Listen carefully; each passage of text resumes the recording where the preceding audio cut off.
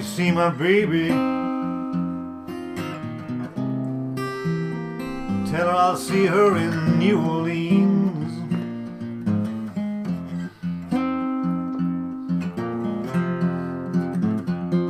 Have you seen my baby?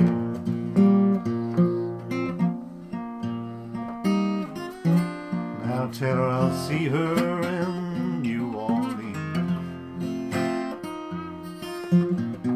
I may be in Memphis, she'll know just what I mean.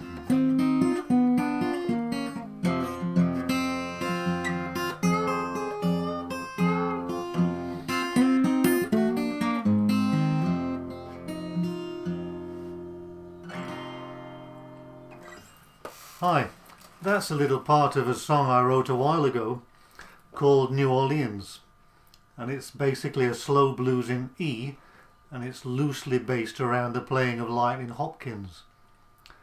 But when you're putting a song together, there's a few things that you need to consider that we don't really read about in books. For example, we're playing a blues in E, and we're just going to use three chords: the major E chord, A, the long A, with A7,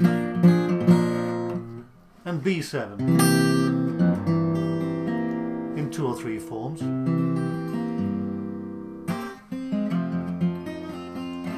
Now, because the blues is in this way is such a simple structure, we have a bit of a problem.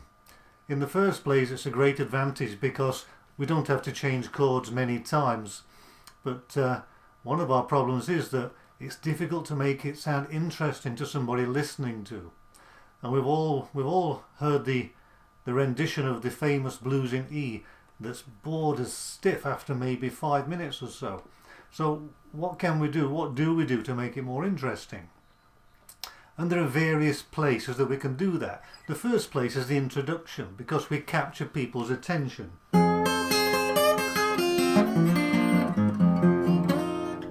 It's interesting, and it creates the scene. It sets the atmosphere ready for the song. So we finish the introduction and we start to get ready to sing. Now, singing brings its own particular problems because we're finger picking, and it's very, very few people that can finger pick while they're singing with the same kind of dexterity. So what we tend to do, we have a little flourish before we start, and then we sing. And while we're singing, we do something that's a little bit less complicated, that we can handle, and at the same time desperately trying not to show that what we're trying to do is quite difficult to sing along with some finger picking patterns. So with this song, for example, I start in this way. If you don't make it,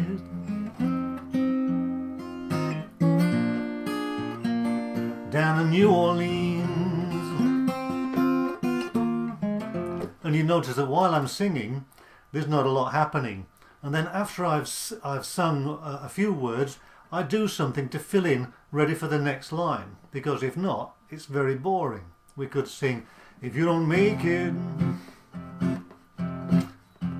And it's just a basic beat, but we can do something extra. And this is the secret, trying to find this extra thing to do.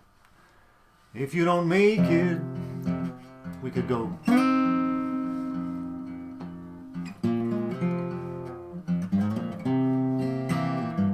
Down in New Orleans.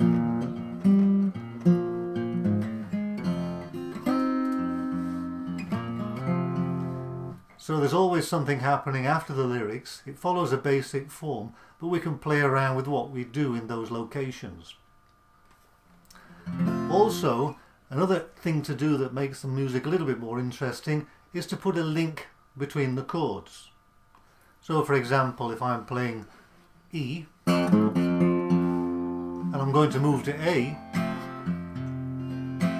I'll slide up from the 2nd fret of the bass E to the 4th in this way.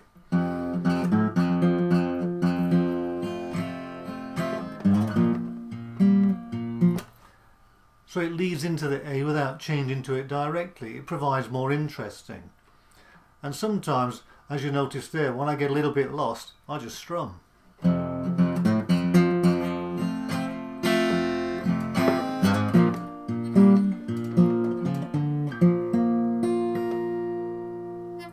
When we're moving from the A to the B7, which is in its basic form is this chord, we can just run up in this way.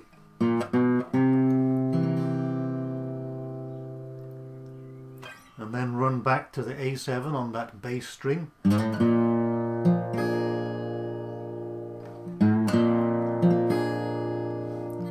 When we go back to the E, we can hammer on this string. It all adds to the complexity. They're very simple things to do, but it helps the audience to enjoy the music. It introduces complexity, but it's not too complicated, and it doesn't get in the way. Now, of course, at the end of every verse, we've got this famous end tag or turnaround. The blues in E, it takes quite a few forms. A simple form that I like is this. It's really just on one string. You can play it with a pinch.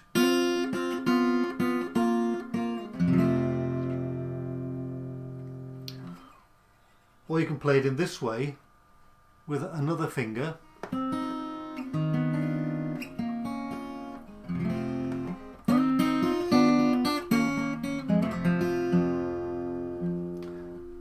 And depending on the flavour of your blues in E, you can add the other finger in the D7 formation to play something like this. In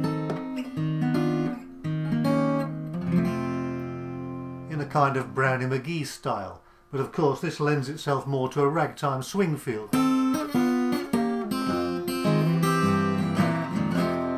when we finish the verse or finish the song, we come back to E, and there's a tendency to move to B7 to turn around the verse in this way.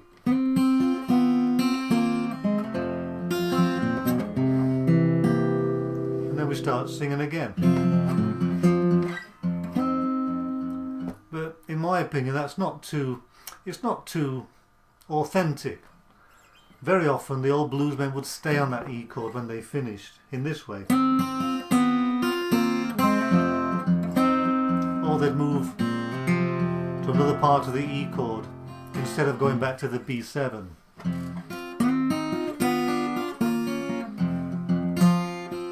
If you don't make it down in New Orleans,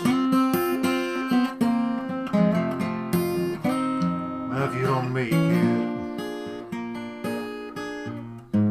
you don't make it down to New Orleans.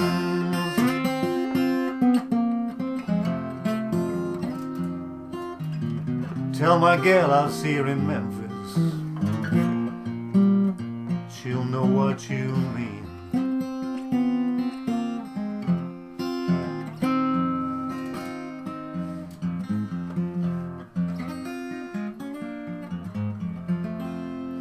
And of course there are more than one end tag. We've looked at a few. Really nice for finishing off the verse and turning around for the next verse. We could play something like this. Or really anything we like that fitted.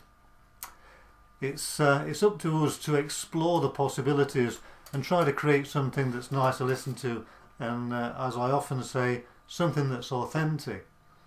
Does it make a tingle run down your spine? If it doesn't, try it again.